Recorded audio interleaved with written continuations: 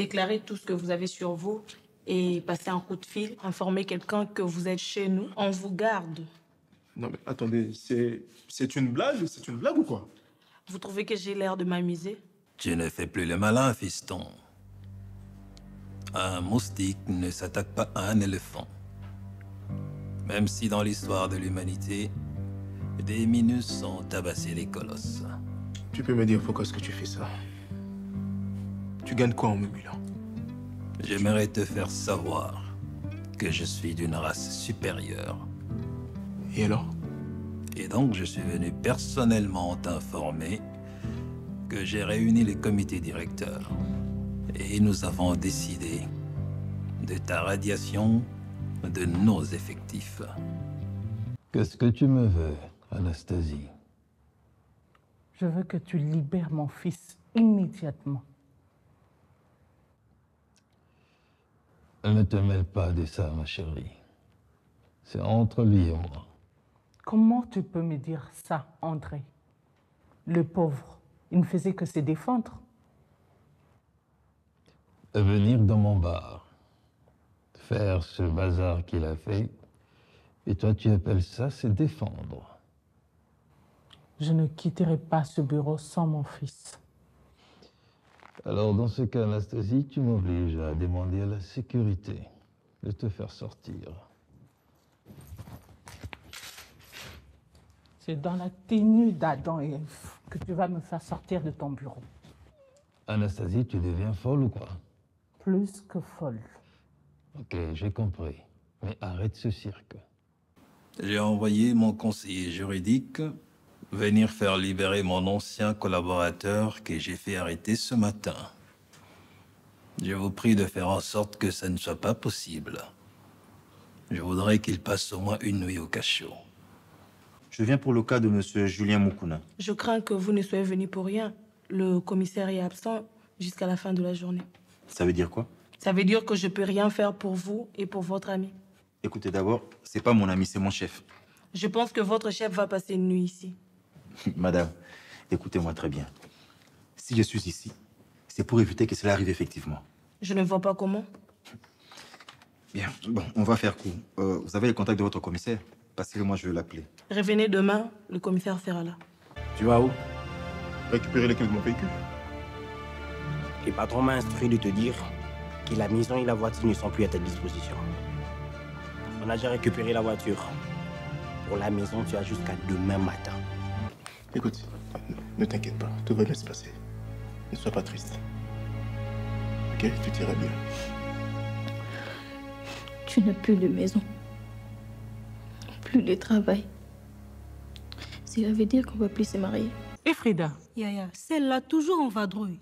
Entre vous deux, qui connaît le sponsor de Frida? Ah, Yaya, en tout cas, moi, je le connais pas. Oh. Et ta maman? Moi, j'ai eu à causer avec lui une fois, c'est tout. Hein. J'aimerais bien connaître cet homme qui a offert à Frida la belle montre. André m'a offert exactement la même montre il y a 2 ans. N'oublie pas Frida, ne dors pas là-bas. Ah, mais ça dépend de lui, hein, maman. Comment ça dépend de lui? André, c'est le mari de ta grande sœur. Oui, j'ai accepté que vous puissiez sortir ensemble. Mais après vos rendez-vous là, laisse-la le dormir auprès de sa femme. Hein? Mais maman, s'il ne veut pas, je ne veux pas le forcer. Ah, je t'ai pas dit? Ta grande sœur était passée ici le matin et elle a posé beaucoup de questions concernant André et je ne savais quoi lui répondre. Des questions sur André? Ah bon, elle voulait savoir qui t'a offert la belle montre que tu as. J'ai essayé de marmonner une réponse là. Si elle s'occupait bien de son mari, il n'allait pas courir après moi. Mais bon, regarde comment tu me trouves, maman. Tu le sais bien, tu es ma préférée. Tu es la plus belle. C'est pas le chauffeur du mari de Yaya qui t'a déposé là? Ah, donc c'est lui ton fameux sponsor? Que ce soit lui ou pas, ça te concerne pas. C'est quoi ton problème? Mon problème est qu'on a dormi le portail ouvert à cause de toi. Aline, s'il te plaît, je suis très fatiguée, il faut que je dorme. T'es fatiguée. T'es fatiguée, c'est ça? Si c'est ta dernière fois, la prochaine fois, je fermerai le portail. Tu as pris pour ton chauffeur et Frida? On l'a vu la déposer très tôt ce matin. Quelle Frida? Ma sœur. Depuis quand Déposer quelqu'un en voiture signifie qu'ils sont ensemble. C'est pourquoi je te demande. Ce que fait mon chauffeur en privé ne me concerne pas. Et Frida n'est plus une petite fille. Ça ne te dérange pas que ton chauffeur qui est marié puisse fréquenter ma sœur? Déjà, il faut que ça soit avéré et prouvé. Il a offert une montre à Frida pareille que celle que tu m'as offerte il y a 2 ans.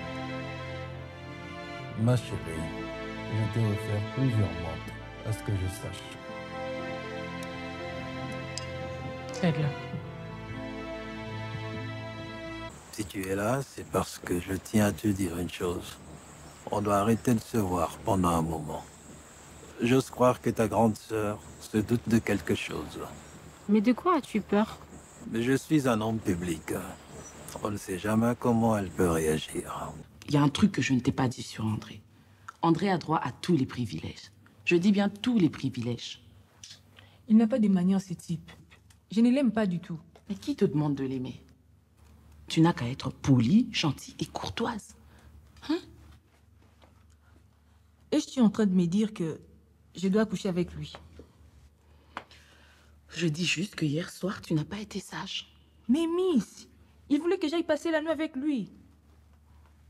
Tu as bien fait de refuser. Mais seulement, c'est d'aller dans son bureau tout de suite et d'aller t'excuser. Miss, j'ai besoin de ton avis. À quel sujet? Le patron veut m'offrir une voiture et une villa. Waouh! Le gars est complètement passé en mode vitesse de croisière, là. Tu t'en rends compte? T'es en plein de sa ligne de mire, là. C'est pourquoi je vais dire non. Même si l'idée d'avoir une voiture me tente. Tu peux pas dire non. Tu peux pas. Ça va lui donner le droit de venir quand il veut et quand tu le veux. Je n'ai pas envie qu'il finisse par obtenir ce qu'il veut et à force de... Écoute-moi bien. Est-ce que tu te rappelles seulement de ce que je t'ai dit le jour où tu as franchi cette porte? J'ai été très claire avec toi, tu t'en rappelles bien? André obtient toujours ce qu'il veut.